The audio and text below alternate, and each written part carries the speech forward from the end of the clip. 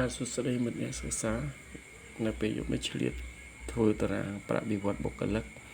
អញ្ចឹងដើម្បីបង្កើតតារាងប្រាក់បៀវត្សបុគ្គលិកបានទី1គឺយើងស្គាល់មុខងារនៅលើកុំព្យូទ័រស្គាល់ទៅលើ title bar menu bar និង toolbar អញ្ចឹងដើម្បីបង្កើតតារាងប្រាក់បៀវត្សយើងយក mouse ចុចទៅលើ insert mouse ឬក៏ insertion point ចុចលើ insert យើងយក table បន្ទាប់មក insert នៅក្នុង insert table វាមាន number of column បាទ number of column នេះ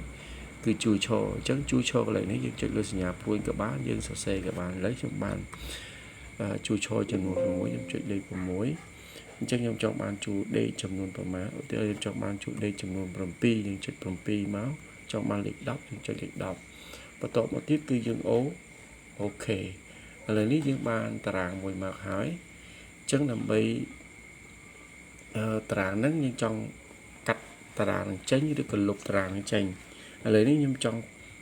កាត់តារាងនេះពីប្លោះ3នេះ3ប្លោះនេះទៅ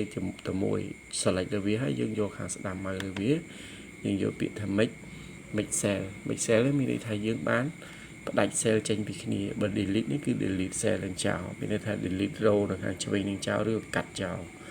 នៅក្នុងនេះយើងប្រើ make cell អញ្ចឹងខ្ញុំ make cell នឹងចោលឥឡូវនេះយើងកាត់3ប្លោះចេញបាត់ហើយ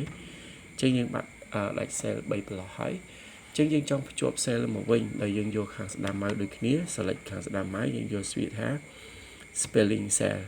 អញ្ចឹងខាងលើនេះវាមាន number of column អញ្ចឹងយើងយក column 1អញ្ចឹងយើងយកជួរដេកចំនួន3អញ្ចឹងខ្ញុំ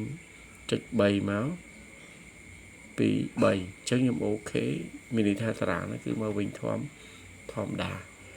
អញ្ចឹងដើម្បីចាក់ពណ៌ទៅលើតារាងយើងគ្រាន់តែ select លើវាមានន័យថាស៊ីខាងស្ដាំម៉ៅឬក៏យើងយក mouse select លើវាទាំងអស់យើងចុចទៅលើ toolbar ក៏បានយើងយកពាក្យថា color នៅក្នុង toolbar ណាយើងចាក់ color ពណ៌អីក៏បានហើយខ្ញុំចង់បាន color ពណ៌នេះអូខេវាចេញ color ដូចគ្នាអញ្ចឹងខ្ញុំចង់បាន color យើង select លើវាដូចគ្នាយើងយកខាងស្ដាំម៉ៅក៏បានដែរយើងយកខាងស្ដាំម៉ៅបន្ទាប់មកយើងចុចទៅលើ color អញ្ចឹងខ្ញុំយក color ពណ៌ទឹកក្រូចអញ្ចឹង color ពណ៌ទឹកក្រូចបានដូចគ្នា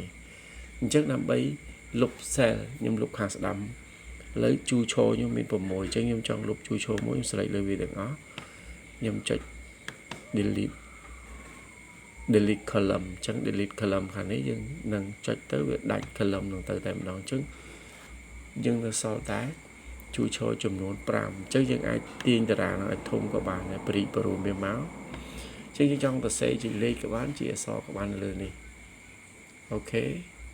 បងប្អូនទាំងអស់គ្នាយល់បើអត់ទាន់យល់ទេអាចសួរខ្ញុំបានខ្ញុំក៏បង្ហាញពីរបៀបកាត់របៀបដុបនិងរបៀបភ្ជាប់ cell ហើយបង្កើតតារាងតែប៉ុណ្ណោះអញ្ចឹងយើងអាចទៅវាយបញ្ចូលទៅនៃបានខ្លួនឯងបាទសូមអរគុណក្នុងការ